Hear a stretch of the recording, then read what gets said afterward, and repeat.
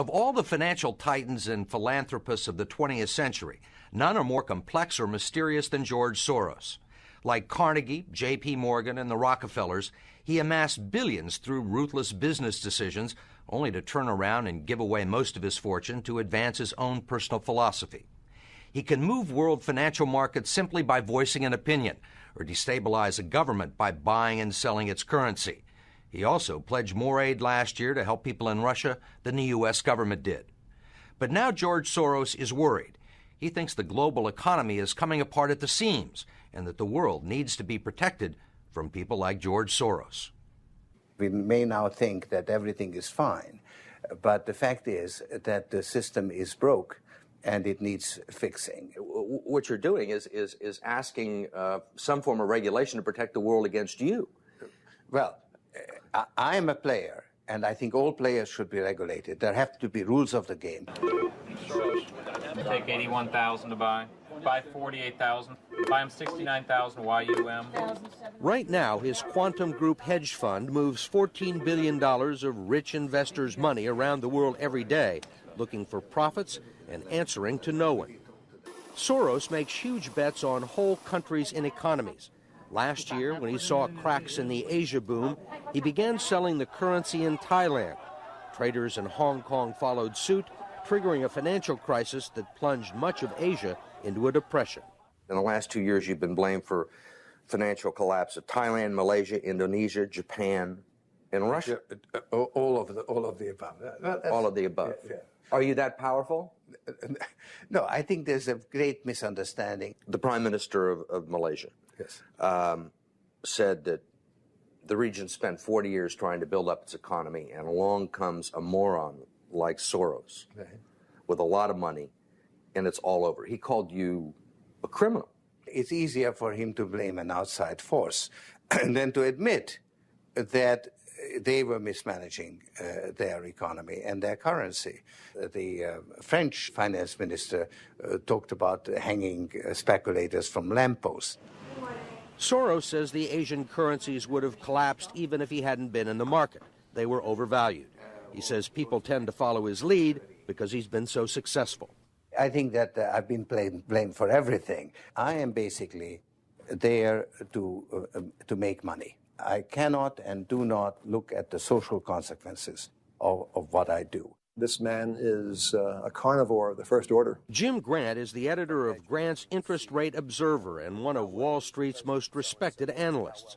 He never tires of watching Soros, in part because of the huge bets he's willing to place on his hunches. He has always amazed the people he's worked with at his audacity and his willingness to back up his commitments with enormous sums of money. It causes the blood to drain from ordinary mortals' faces. Like risking $2 billion in Russia. When the Russian market began falling apart in August, Soros was the country's single largest investor. He called the U.S. Treasury and asked Uncle Sam for $7 billion to prop up the ruble. When U.S. officials failed to intervene, Soros wrote a letter to the Financial Times of London saying he thought the Russian currency should be devalued by as much as 25%. A few words from Soros were enough to cause panic selling that fueled the crash. What's it like to have a statement that you make have such serious, grievous consequences? I mean, you can, it looks to me like in a number of situations you can take a position against a currency or make a statement, and the whole country falls apart. Well, it's a tremendous sense of responsibility, actually. And it's also a humbling experience because I am actually trying to do the right thing, and sometimes what I do has an unintended negative consequence, as it did in Russia. For both the Russian middle class and for Soros, who lost his $2 billion. Whatever his motivations, no one can accuse him of greed. He's backed away from the day-to-day operation of his businesses and is giving away his billions now with the same determination that he made them in places like Haiti, a country that has less money in the bank than he does. Last month, he brought the First Lady with him for a look at some of the projects his foundation is funding. This is Mr. George Soros, and he's going to be helping the hospital. This year, Soros plans to give away almost $500 million around the world. In Bosnia, when the water supply to Sarajevo was cut off at the height of the siege, it was Soros who wrote a check to jury-rig a pipeline through an abandoned highway tunnel. $5 million up front can be more valuable than $50 million a year or two later. Ambassador Richard Holbrooke brokered the peace in Bosnia. At one point, after the Dayton peace agreements in Bosnia in 1995, for a considerable period of time, George had given more money to implement the peace agreements than the U.S. government had. He just could move that fast. In Russia, he pledged $100 million to help scientists who might otherwise have sold their expertise to bidders like Iran or Iraq. In Eastern Europe, he's educated a new generation. And in Ukraine, he spent millions retraining the old Soviet military. At the center of George Soros, there's an inherent contradiction. Which is, on one hand, you're the capitalist who does not care about the social consequences of his act, and on the other hand, you are a philanthropist who cares only about social consequences. How do you resolve the two?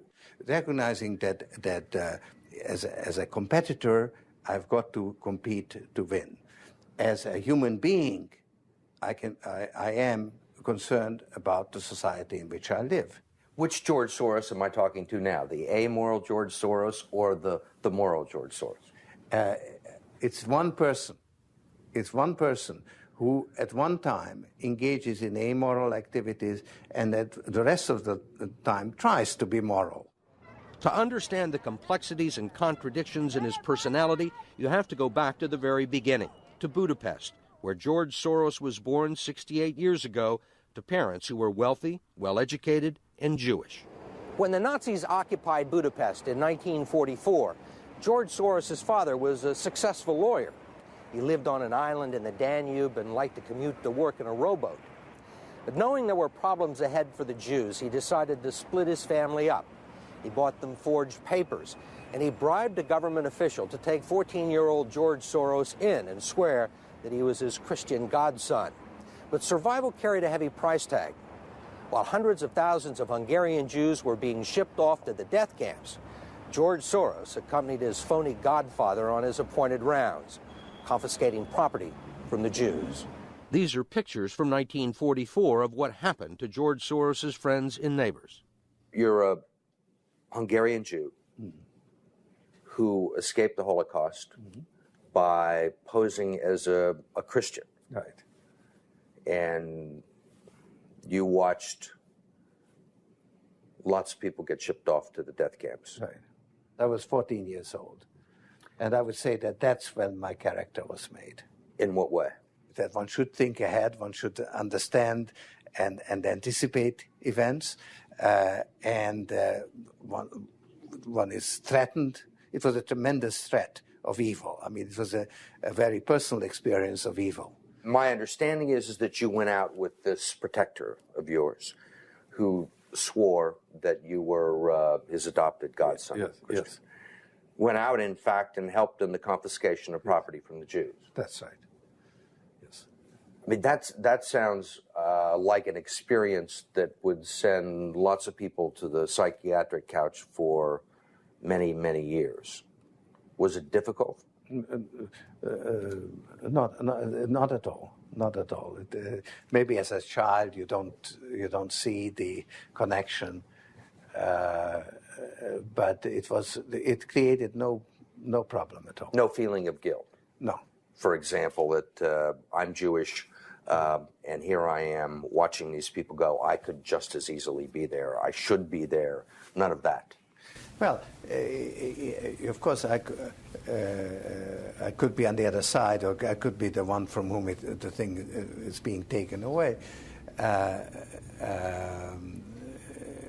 But there was no sense that I shouldn't be there, because that was, well, actually, funny way, it's just like in markets, that if I weren't there, of course I wasn't doing it, but somebody else would be taking it away anyhow. In other words, whether I was there or not, I was only a spectator, the property was being taken away. So I had no role in taking away that property. So I had no sense of guilt. Are you religious? No. Do you believe in God? No. Soros told us he believes God was created by man, not the other way around, which may be why he thinks he can smooth out the world's imperfections.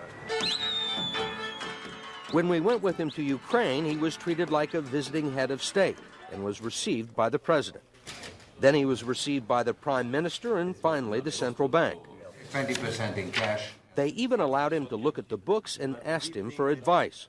Lots of people want George Soros' advice. Most recently, South African President Nelson Mandela.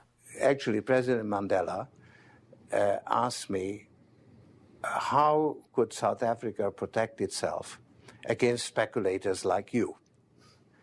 And I told him, I wrote him a memo, trying to give him the best advice I could, how to reduce the exposure of South Africa to speculative attack. That's the old stop me before I kill again approach, right? Well, you're telling this is what you can do to stop me. Whether I or somebody else does whatever is happening in the markets, it really doesn't make any difference to the outcome. I don't feel guilty because I'm engaged in an amoral activity which is not meant to have anything to do with guilt. Part of the reason he is so rich is that the Soros hedge funds operate offshore in the Netherlands Antilles to avoid scrutiny by the Securities and Exchange Commission. So even while Soros tells Congress and the Treasury that hedge funds must be regulated to stop the global crisis, he's avoiding the rules. Why is it that Americans can't invest in the quantum fund? It's an offshore fund. Why is that? Because the fund is not registered with the Securities and Exchange Commission.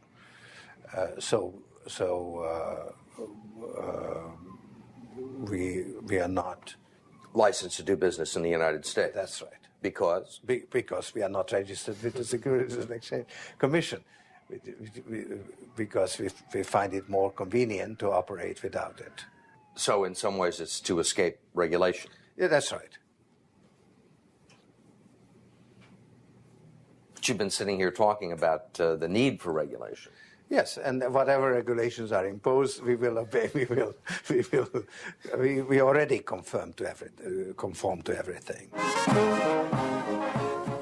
If the beneficiaries of Soros's billions do not understand the intricacies of SEC rules and offshore hedge funds, they do understand what he's done for them. The president of Haiti is reading his new book, The Crisis of Global Capitalism, and so is President Clinton. Will all the attention spoil George Soros? George Soros, in a way, is Donald Trump without the humility. One of your money manager told us that George really does think he's a god. I mean, if you think that you're God and you go into financial markets, you're bound to come out broke. So the fact that I'm not broke shows that I don't believe that I'm God.